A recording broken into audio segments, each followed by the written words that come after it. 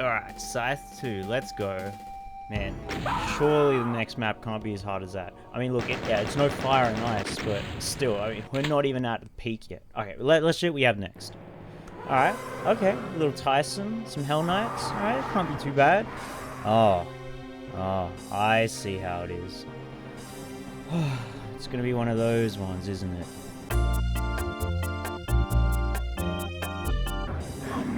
Alright, make first.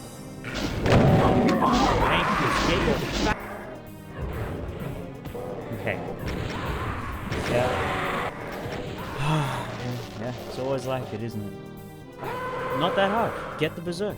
Run past the Hell Knights. What could be what? Don't even engage with them. Just run past. Oh, well, that doesn't help. Okay. Oh, no. Man. Huh. Doom the way it did. Well, I guess I could do with a break.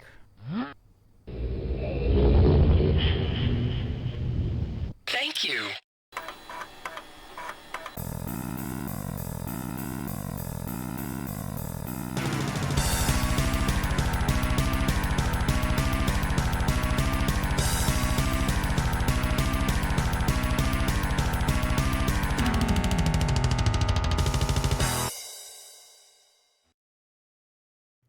There comes a point, I'm sure, where every Doom player has ascended to the treasure trove that is the game's 30+ year modding community, like a kid in a candy shop who stumbled into the id Games archive, overwhelmed by the sheer number of WODs available, and having an existential crisis knowing you'll never possibly be able to experience them all.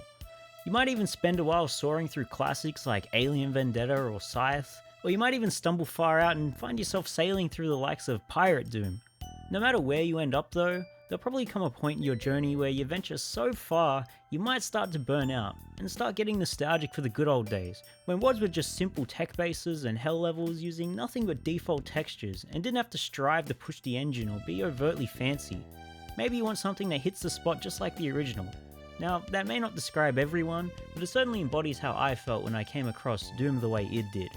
So, I won't pretend to be some sort of WOD connoisseur who's played every Cacoward winner out there, thereby enforcing some form of gatekeeping dooming aristocracy. I mean hell, there's so many greats out there that I have yet to touch, and to be honest, it's probably going to take me a while.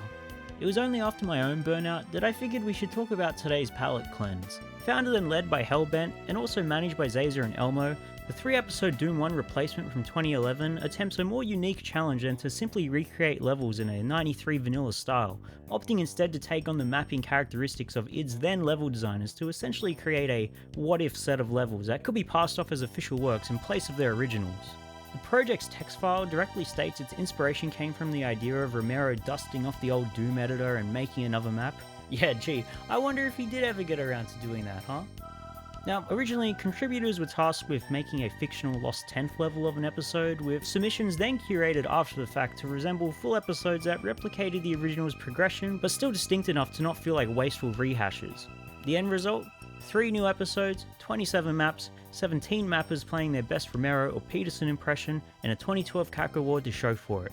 Now, I think for all it's paying homage to the original Doom levels, it's only fair to invoke some continuing comparisons as we play through where appropriate, but I'll still try to discuss each level largely based on its own merits. With that being said, if you want technical details, I'll be playing using Nugget Doom, if that's important to you, using vanilla compatibility, and pistol starting each level on ultra violence, but don't let anyone ever convince you that's the one true way to play the game, though if you're after a challenge, this is one of the better WODs to give it a try. Regardless, we better not waste any more time, so let's jump right in.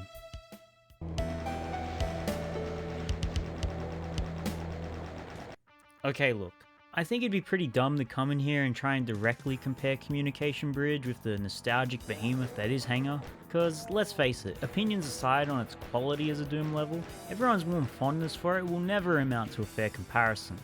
In saying that, SL40M captures the same beats as Romero, featuring a painless 3-room linear fast that horseshoes around an outside secret area, which I have no doubt would also make for an engaging first deathmatch impression. Though I could ask what the point in this secret radiation suit is.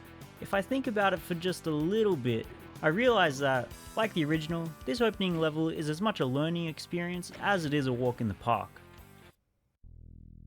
Upon entering Military Bunker, I'm not immediately hit with the same sense of urgency and exploration that the original nuclear plant seems to exude, but beyond that, Hobo Master still seems to hit all the same marks you'd expect out of an episode's second level, with an optional, albeit less maze-like passage to explore, the Wad's first chainsaw and chain gun if you know where to look, all while Romero-esque secrets are littered about. Both this and the last tech base certainly feel a little more boxed in, with a majority of your key hunting leading you down drab corridors, and besides a mildly hot encounter behind the red door, there aren't many stakes to be found here. Alongside Mr. Freeze's rather casual MIDI, Military Bunker still reminds you that, after all, you shouldn't expect too much challenge early on in a knee-deep homage. Fuel synthesis is probably the first point where the WAD opens up the challenge and exploration, which is evident in its high secret count and more than double the enemies from last map. Esselfortium's second Phobos venture is definitely the most visually appealing thus far, and seems to be a lot more open than previous levels, though at the cost of feeling a little empty at times, even on Ultraviolence. I also appreciate this early yellow key trap, which I have no doubt would have spooked first timers in '93.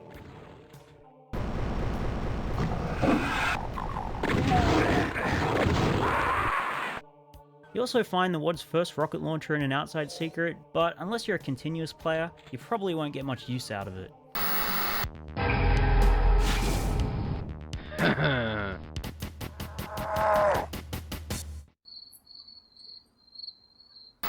Either way, catch a bit of tightrope platforming to jump outside the map's bounds, and you'll be off to Episode 1's secret level. If you head down the stairs immediately upon entering Excavation Site, you'll quickly face the WAD's hottest encounter yet in the form of a dimly lit hit scan hell. Well, I suppose that's one way to signify a step up in difficulty. Now, if you've been playing with Mr. Freeze's MIDI add-on, you'll probably be roaring with energy, so I wouldn't blame you for haphazardly rushing in. If there's two things I'd take away from this level, it's copious amounts of toxic sludge, and countless cryptic secrets. Fitting for a secret level, I suppose, but probably not worth seeking out if you're just going to go pistol start each level anyway. Stewboy at least does something with this dark atmosphere, where it almost feels like you've been thrust into one of UAC's dusty basement server rooms, though I'd wish there'd be some sky to grace you by the time you reach the exit, or even hidden in a secret, because otherwise the sense of dread can start to overwhelm you. Besides that though, I do appreciate this level for attempting something a little different thus far.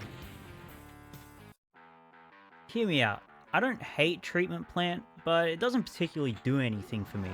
I suppose it signifies the episode's first of many E1M7 inspirations with its outdoor secret, windowed corridors, and even a supercharge hiding in toxic sludge with a conveniently placed secret door that opens immediately upon grabbing it.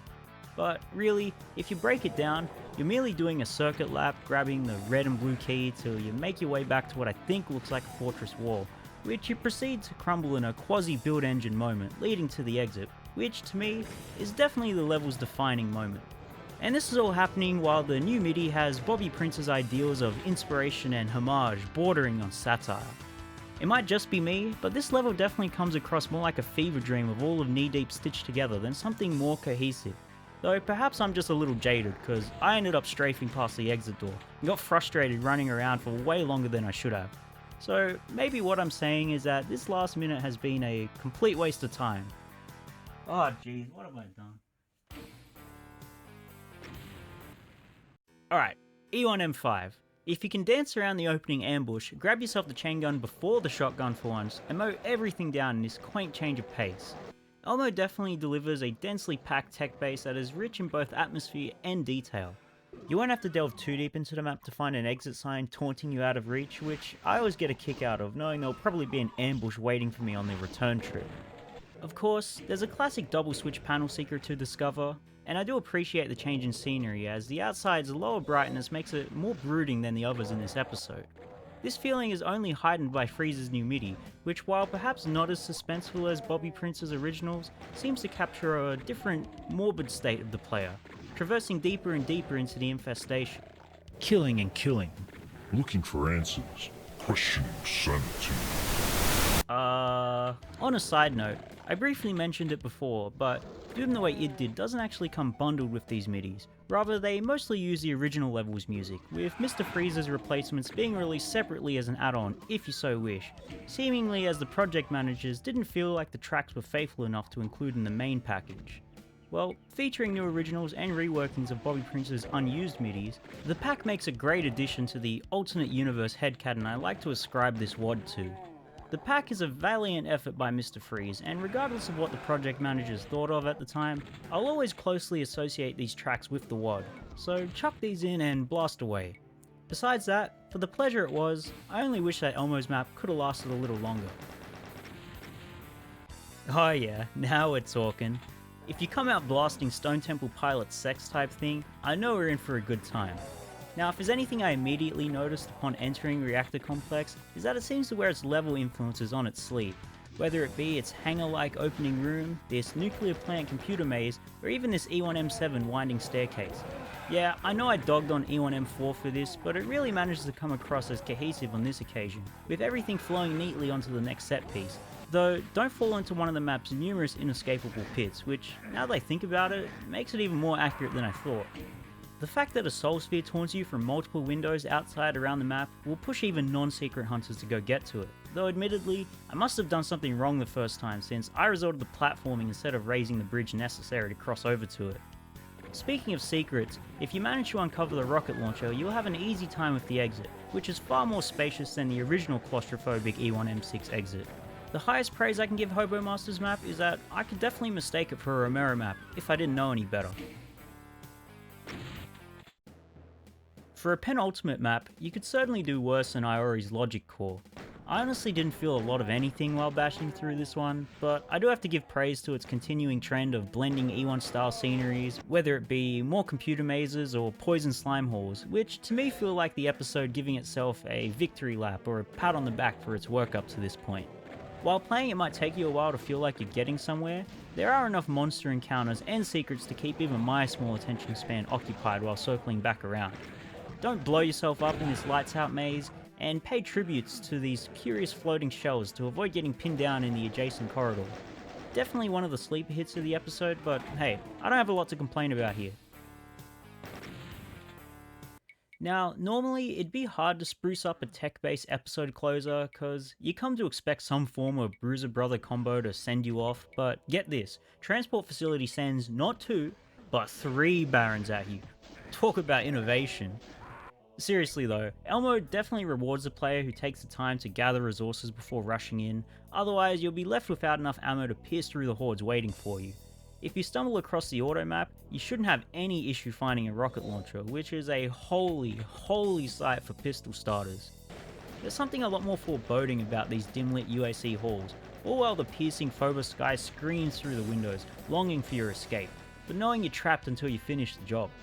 I like to imagine these rundown rooms being long since abandoned, and the structure outside is grander than anything I would have thought to have seen in '93. I am drawing a lot here, but Doom architecture, especially one that is emulative of its original, usually leaves a lot up to the imagination. I mean personally, the semblance of hope, if nothing else, contrasts with the dire pentagram prison that is the original. Regardless, once you take out the triplets, descend down into the teleporter, reap your triggered exit, and read the same old text you've read 1,000 times over. And that's it. That's the end of episode 1. Much like the original Shareware episode, this episode portrays a strong and faithful start to the project. The difficulty curve makes it easier for me to enjoy the later non-linear romps, particularly E1M5 through M7, and the detailing on a whole is of a higher standard to that of the originals, though that is a given, as I assume it's hard for even seasoned mappers to suppress their subconscious instincts.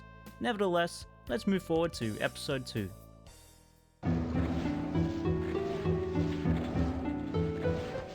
Receiving Station immediately succeeds in channeling its hell-infested tech theme, arguably more so than the original. Much like Peterson, Zazer makes sure to ram the use of teleporters in your face, and I particularly admired this early portal reveal. With health packs aplenty, you shouldn't have too tough of a time, though I'd forgive you for getting caught off guard when rushing into this damaging floor sector, blocked by annoyingly stubborn pinkies. Once you make it to the exit room, you can flip this hidden switch to backtrack and eventually find the WOD's first Berserk pack, though you won't find any plasma rifles this time. This opener is decidedly more engaging than the last. After a strong start of the previous map, the trek down Filtration Compound can almost feel monotonous in comparison. Maybe it's due to the introduction of the bony smooth brains, or ironically its lack of a crate maze. I just wasn't captivated by this one. That's not to say there isn't some good, as I enjoyed the outside blood pool and scaling its connecting buildings, and in this section you pose with the philosophical challenge of choosing between either the rocket launcher or plasma rifle. Though, as I learned in my second playthrough, if you perform some tight line def maneuvering, it is possible to grab both. There's also an invulnerability up for grabs, though its uselessness is only outweighed by the effort needed to grab it. Hey, this might be an even more accurate homage to id than I thought. Moving on. In accordance with the strictly enforced sanctions for all E2M3 replacements, Rec Facility also covers its tech-based walls in overgrown vines while being comparatively less cramped, even including these obligatory Cacodemon cages. While it's easy to get careless hunting for shells in the opening, I spend most of this map drooling over the hanging plasma gun, especially as the Barons make their triumphant return here. But with secret hunting leaving me less frustrated than the last venture, you should have plenty of firepower to easily deal with them. Captain Toenail's map feels like the perfect fodder to keep you moving forward.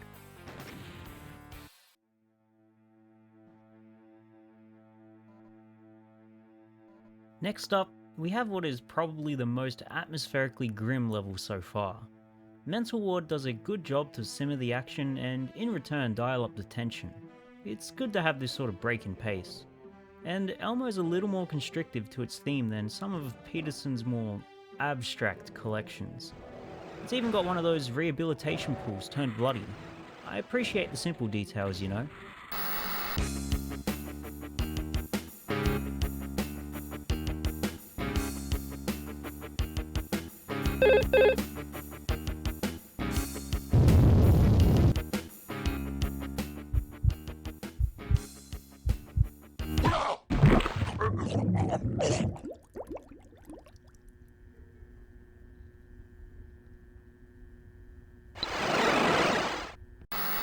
Now don't go thinking it's a walk in the park though, as the Barons are patrolling hallways that are just a little too narrow, which will really force you to shotgun them if you don't deviate to find a berserk or plasma rifle first.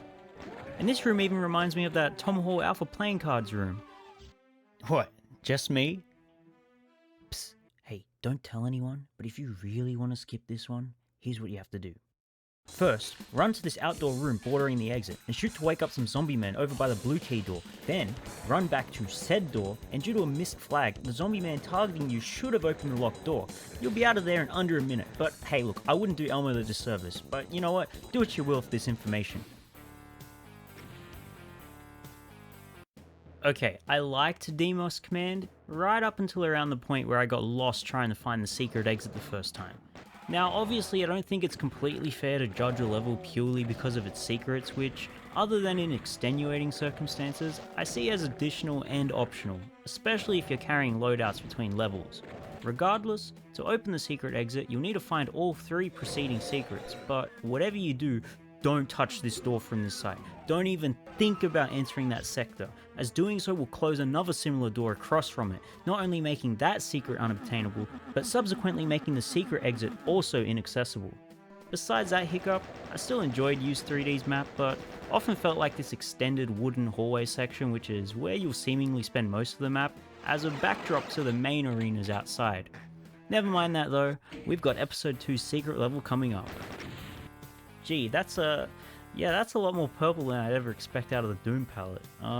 Let's see if it lives up to Nebulous Origins. Huh.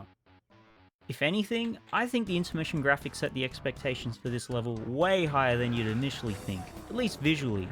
RE definitely does what they can, because it looks like they went into Doom Builder and slapped on every texture they could have imagined, but it strangely works for me. You could certainly envision the demonic infestation corrupting and entangling all sorts of Demos landmarks together, and let's face it, there was a very low bar set by Fortress of Mystery in this episode's original secret slot. I think Freeze's MIDI does a lot to enhance the energy and enjoyment of the level, at least for me. You'll be riding high from the plasma rifle's fumes and its mostly generous ammo supply, and there's finally a crate room homage to enjoy skirmishing. This blue floating pentagram is one of the more inventive designs thus far, as it at least plays into the original expectations of the map going in. All in all, this is one of the more memorable romps of episode 2. Back to E2M6. Foundry is likely the most unforgiving out of all episode 2, at least for pistol starters. It's certainly one of the denser maps of the bunch, with Alfonso trapping you in tight spaces amongst the hordes, while starving you of shotgun shells if you don't make every shot count. This lack of space is especially poignant once you grab the rocket launcher, as you'll probably find yourself dealing more self-damage if you don't restrict yourself to more dire usage.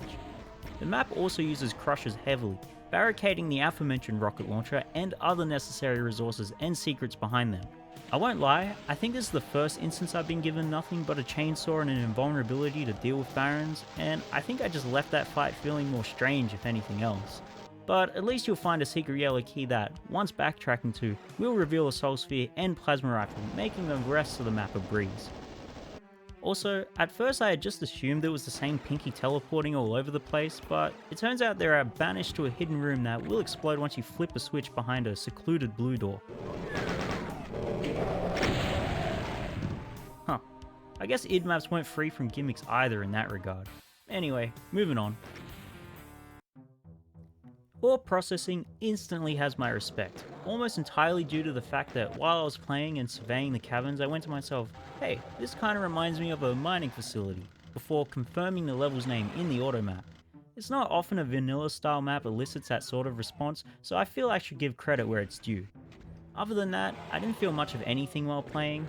It's not too difficult for a penultimate map, and it's rather open, but while key hunting and backtracking, I never felt lost due to Megalitht's care to keep areas thematically distinct. A decent retreat before our episode showdown. Before that though, I must give credit to Cacoward for the new intermission art that was created for all 3 episodes. It's a little more cartoony than Adrian Carmack's originals, but they are beautiful in their own right. And I especially preferred the Descent into Night as the upcoming vault is slowly unveiled, prepping for Doomguy's arrival. Alright, it's clear that the team behind Doom the Way It Did had to not only reinvent the boss levels, but implement a redesign that wouldn't stray too far from what id would and did do themselves.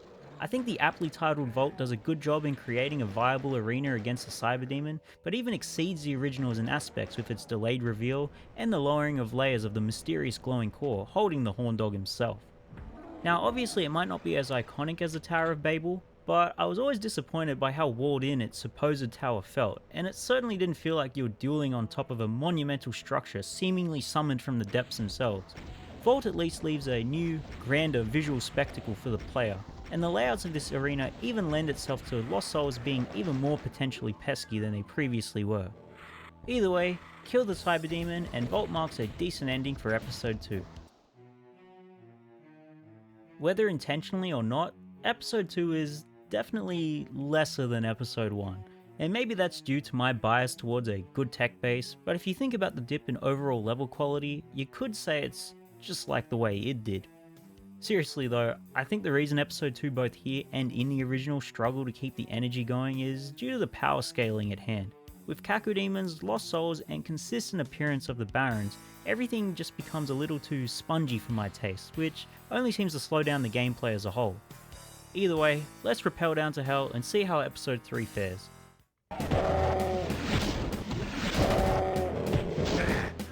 I have to give credit to Elmo for not immediately throwing twin Cacos in my face upon opening the first door in hell, as I'm sure that encounter alone tainted many people's first impressions of Inferno. Instead, we have a less sparse and much more richly detailed opener. I for one was always left annoyed by the flat doorway arch in the original, so any attempts to improve that are always welcome in my book. I definitely find Abyssal Stronghold to be a more fitting opener for a Hell episode, as it doesn't reduce itself to a simple set of rooms with some corridors attached, but other than that, another fine opening, but let's move on. City of Corpses teases us with a mere taste of a more open-ended level, as there's a whole lava lake to dip into once you've got your bearings. The main sticking point of this level seems to be this underground infiltration to grab the yellow key. Lost Souls are littered among your path, ready to spring perhaps a little too eagerly once you grab the goods, though thankfully completionists can happily ignore them. You know, I thought there were more to these window cacos here, but turns out there isn't. I guess just because they irrationally annoy me, and yeah, I get it, it's something Peterson did, so we gotta do it here too, don't worry, I forgive you. Nevertheless, take on the final Caco and Baron in this hut of hell and teleport out of here to E3M3. If you brought the porch-chilling plasma rifle from the end of last map along, you shouldn't have a bad time juggling between the Caco and Baron in this hot opening, otherwise you'll need to sprint past the Baron and deal with him on the return loop. Now, while Malebolge is one of those tight, compact, speed-like maps, it never felt too stressful or relentless. Its damaging blood flaws in the map center incentivize choosing a path and exploring it to its full potential before moving on. And with secrets on the high account, there are plenty of stashes, if not too many to find. And more notably, we feast our eyes on the WOD's first BFG, guarded by 2 Barons. Isotux Venture isn't very lengthy if you're not a completionist, but this one is a fun blast nonetheless. Torture Chambers is one of those... hang on, let's do that again. Torture Chambers is one of those... God damn it! Torture Chambers' name tries to do justice as best it can, as so far it doesn't feel like I've been swarmed by so many cacos in this WOD at once, though feel free to fact check me on that one. Barons pose more than just nuisances with their guarding in most corners of the map, so you'll be reliant on heavy artillery while preserving ammo to avoid slogging through the more tedious shotgun partner dancing. If you're going into this map blind, make sure you at least shoot this easy to miss eye switch in one of the imp cages, which will allow safe passage across to the rocket launcher, which you might have caught a glimpse of early when dipping into the lava to investigate. Now, once grabbing the blue key, I always let the crushers have their way on the imps and learn from my mistakes to save an invulnerability hiding at the bottom of this damaging maze for this nasty yellow key arena, instead of just aimlessly wandering around looking for something to berserk punch. Captain Toenail and Hellbent do their best work with the limiting Doom 1 monster roster, but by the end of this level, I'm really starting to feel the slog of having to encounter the same 7 monsters over and over. Next map. Once you get past this opening limestone corridor and stubbornly stingy gunfight, Chapel of Scorn becomes a lot more open. Almost reminds me of Slough of Despair, just with a little less hand carvings. You'll eventually make your way back to this red brick outpost where you'll most notably have to 1v1 this Baron on this fight stage, which feels like it would have been ripped straight out of an 80s action film if I wasn't a coward and ran.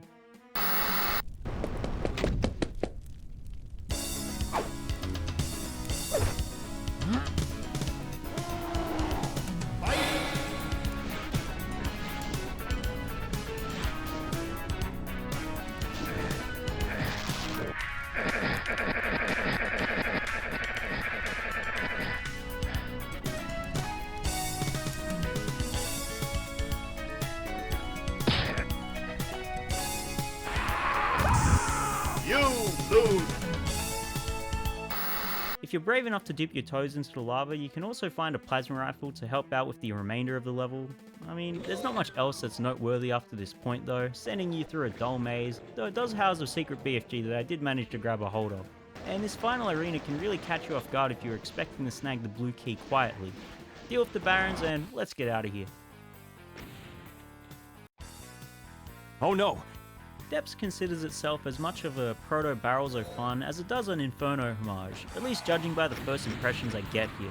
Besides the explosive start, we have a rather cramped map, which is not only easy to get lost in, but it makes it very easy to back yourself into a corner as well. It also seems very visually abrasive, like every type of hell theme is thrown in separated by a corridor, which on their own they're fine, but makes this endeavour feel a little stitched together.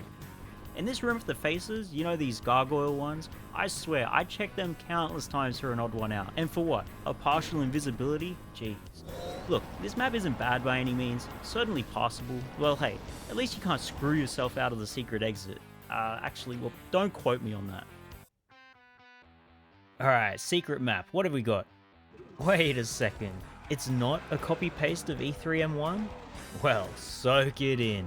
As for all you disappointed by E3M6's slot not being filled in by a giant open lava-soaked expedition by 1993 id standards, can rejoice once entering Christopher Lutz's Lake of Fire. Or at least, that's what I would say if it didn't feel like this map was pulling a fast one on us Mount Erebus enjoyers.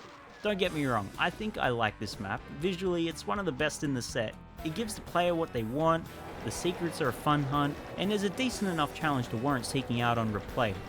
My biggest problem seems to be that it doesn't really seem to utilise this outside hub to its full potential, as you'll be stuck indoors searching for the yellow key for a good portion of your playtime, even being taunted at through the windows by the Cacos and Lost Souls as you progress. If there's one piece of advice I have for playing, it's to grab the partial invisibility before swiping the chainsaw at the altar guarded by hit scanners. That is if you don't get lost in the process. Anyway, back to E3M7. It looks like the penultimate Inner Sanctum was the one to get the open map exploration treatment. While not as brash as our coveted Mount Erebus, E3M7 sticks you into Hell's dark caverns surrounded by a blood lake you can explore, letting you do laps around the central complex. I admit, there's some more cohesive progression going on here because if you paid enough attention in your starting cage, you'll see 2 skull keys necessary to exit sitting right next to you, and a BFG if you stretch your neck enough. So you've essentially got to delve back into the center of the map, slowly unlocking both keys, rather than just simply running around till you happen across the right keys and just happen to exit. As much as I wish there was some sky to go along with this one, the theming helps the level to stand out amongst the others, and the WOD has been trying to pull a more noticeable descent into hell this time round, so I can forgive it. This time. What is less forgivable, however, is the fact that the secret BFG is accessible only after you've made it to the exit, with only some pinkies and lost souls to evaporate. I mean, good for continuous players going into the final level, but would it have killed to snuck it in a little earlier? Ugh, never mind that though, check out this primitive carved dope fish. Well, we've got one level left, let's see what they've done. Wait. How are they going to spruce this up? Because you've got to think about it. If someone's coming in with at least one of the BFGs they found, that spider mastermind is toast. One good shot and the level will be over in less than 10 seconds. Here, look.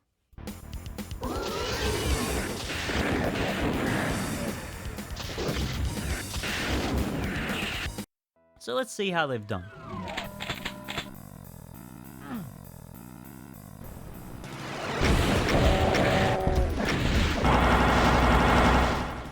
Okay, I see how it is. Well, you're not one-shotting that's for sure. Oh, a hard-to-maneuver platform that's littered with barons that aren't completely useless? And goodies out of your way in pits that you gotta make sure you don't get crushed while grabbing? Oh, and the mother brain herself has moving cover? Fantastic. What an improvement. Alright, okay. I might be blowing this out of proportion, but it is hard to make something that has become so trivial over the last 30 years prove at least somewhat of a threat again. While this boss fight isn't exactly difficult, I absolutely approve of what this final fight attempts to do. And not just the fighting, but the theming too, falling into the level, giant red pentagram. You could certainly argue it's a lot more ambitious. I mean, I suppose it's a little more flashy than something id would have done, but it's certainly in the realm of possibility. Well, look, if you've got the BFG, it's a relatively quick fight, but if not, grab as much plasma as you can, camp behind one of the walls, wait for the Spider Queen to reveal herself, and that's it. That's the WOD. Now hold on, that's the end? Well, you might be asking, hey, what about the 4th episode? Well, you're not wrong. There is indeed an Ultimate Doom the way it did, but much like the original, I consider it to be its own separate thing. Not only releasing 8 years afterwards in 2019, but also featuring a much steeper difficulty curve that would be better suited to its own lookout down the line. Nevertheless, episode 3 definitely shines as a stronger end for me. I definitely enjoyed it more than episode 2, but I can't exactly pinpoint whether it's due to its more visually engaging hellish design, or its more engaging gunfights overall. You also can't ignore its far more consistent roster of levels comparative to the original's belly flop towards its respective end. I'm looking at you, Limbo. But what about as a complete package? Well, Doom the way it did seems to hold relevance in Doom's vast WOD history today for what I think are 2 reasons. On its own, it's indeed a solid set of approachable vanilla style levels, but additionally, it's a testament to a community paying homage and imitating the humble beginnings of their forefathers to such a commendable degree. There's a clear investment in even the little things like Sandy Peterson's mapping quirks, or even adhering to the asymmetrical tech-based design ethos Romero's early levels seem to encapsulate. The attention to detail also celebrates the evolution of Doom mapping and portrays a deep respect for the scene's humble beginnings, regardless whether or not you think these quirks can be argued today as supposedly good level design. Now, I'm sure if you grab someone who had only had a hazy memory of playing Doom casually back in the day, you could easily convince them that these were in fact levels that they remembered playing. And that's not to say that these levels are too similar to their inspirations, but that they successfully recapture that original feel and aesthetic. Is it perfect?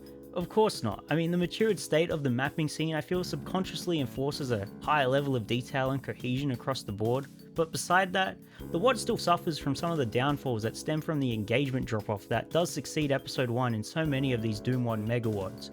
But I think that's more of a result of the limited roster of enemies and firepower available than as much of the megawad's fault itself.